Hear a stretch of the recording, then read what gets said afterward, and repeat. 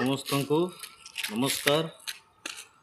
प्रिय प्रभुंकर लोक मैंने आसु आज ध्यान निमंते गोटे पाठ करवा ईश्वर वाक्य जिसाय 41 अध्याय 10 पद यहीपरि लेखा जाइए, तुम्हें भय कर नहीं कारण आम्बे तुमर संगे अच्छु, निराश हुओ नहीं कारण आम्बे तुमर परमेश्वर, आमे तुमको सबल करिबा और आमे तुमर साहाय्य करिबा और आमे अपना धर्म स्वरूप दक्षिण हस्ତରେ तुमको दर रखिबा। ए पढ़ित वाक्य द्वारा प्रभु आम समस्त को आशीर्वाद करंतु।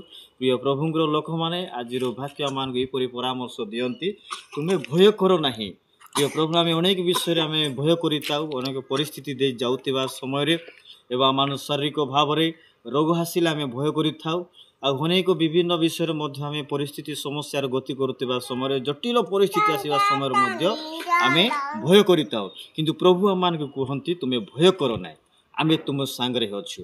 हालेलुया। प्रिय प्रभुंकर लोक मैंने देखुछु ईश्वर वाक्य आ कौन परामर्श दिहंती, आम तुम सांगरे अच्छु। प्रिय बेले बेले आम भावी आम लोक मैंने बेस आमर सहित अच्छा बोले आम निजक बेले बेले आम गर्व अनुभव करिताउ, किंतु बेले बेले लोक मैंने आमको छाड़ी जाती, किंतु सबु बेले आम परमेश्वर आम साथी रुहंती, आम सांगे रुहंती एवं दक्षिण हस्त धरी आम को चलांती। यही पढ़ित वाक्य द्वारा आम समस्त को आशीर्वाद करंतु। आमेन।